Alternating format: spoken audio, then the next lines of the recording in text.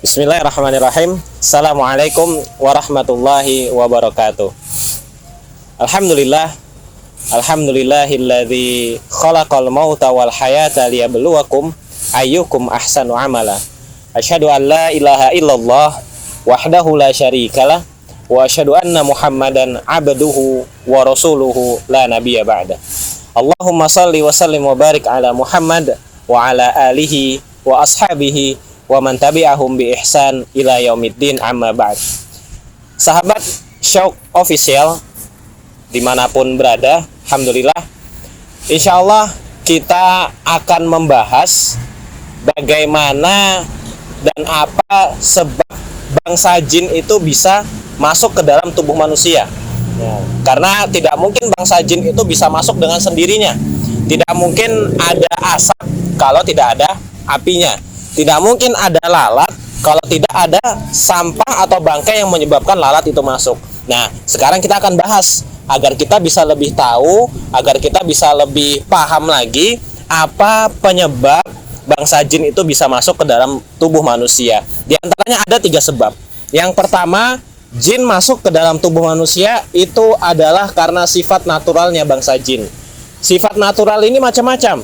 Bisa jadi bangsa jin itu ingin balas dendam kepada manusia, karena secara tidak sengaja manusia berbuat zolim kepada bangsa jin. Contohnya, mungkin ketika ada seseorang yang membuang air panas sembarangan, contoh buang air panas di wastafel, buang air panas di WC sembarangan, akhirnya secara tidak sengaja ada bangsa jin yang kena. Kemudian dia marah, dia ingin balas dendam, akhirnya masuk ke dalam tubuh manusia. Jadi dia masuk karena ingin balas dendam.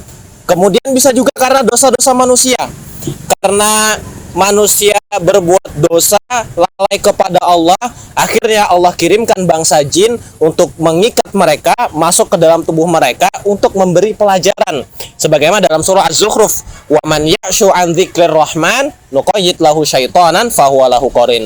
Ketika seseorang itu telah lalai dalam berzikir kepada Allah, mengingat kepada Allah, lalai dari ketaatannya kepada Allah, maka Allah akan biarkan setan mengikat mereka dan menjadikan setan sebagai sahabat mereka, sebagai teman baik mereka. Nah, itu yang pertama, karena sifat natural bangsa jin, entah itu karena ingin balas dendam atau karena dia dipuja. Nah, misalnya contoh ada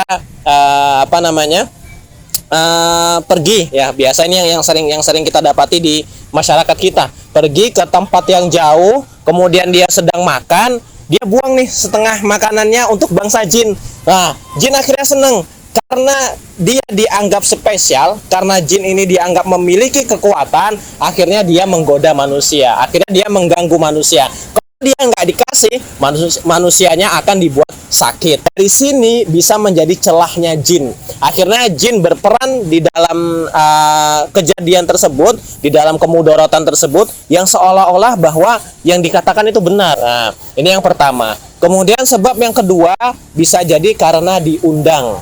Entah itu nanti diundang dari amalan-amalan yang batil, amalan-amalan yang sengaja dikerjakan untuk mendapat kekuatan bangsa jin, atau bahkan dari ilmu-ilmu tenaga dalam, atau dari benda-benda yang dikeramatkan, dispesialkan, benda-benda yang dianggap memiliki kekuatan, yang akhirnya jin masuk ke dalam benda tersebut dan membuat sakit atau membuat kemudaratan di antara orang-orang yang memiliki benda-benda tersebut. Jadi yang kedua karena diundang. Diundang ini macam-macam.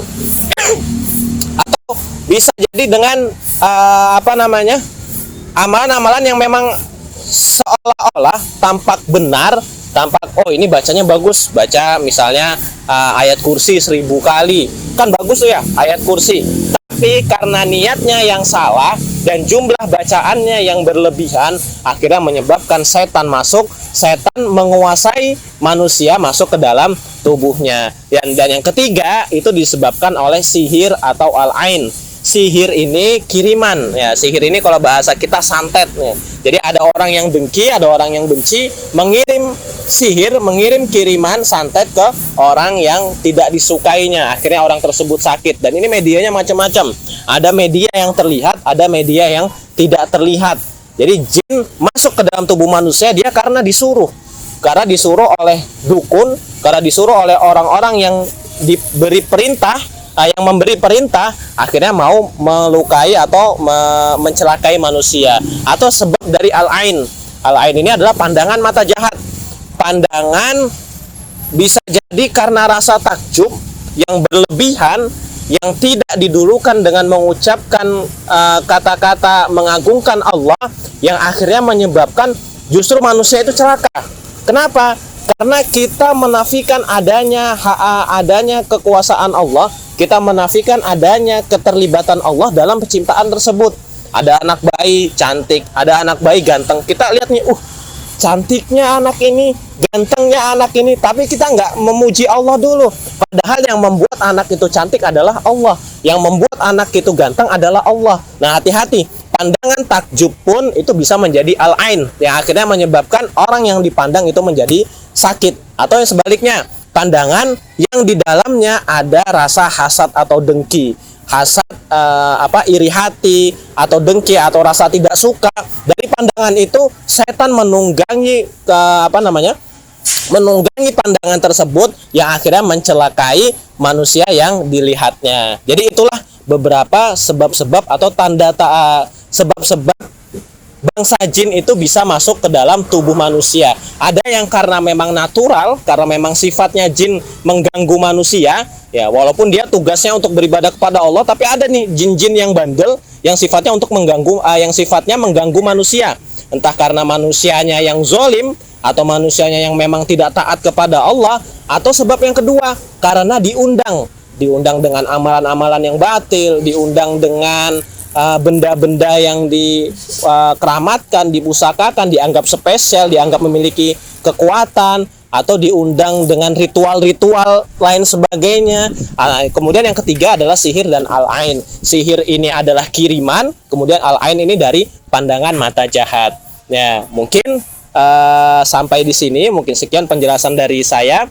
Kurang lebihnya kami mohon maaf. Semoga kita bisa mengambil manfaat, mengambil pengetahuan dari apa yang sudah disampaikan tadi. Hadanallahu wa iyyakum ajma'in. Assalamualaikum warahmatullahi wabarakatuh.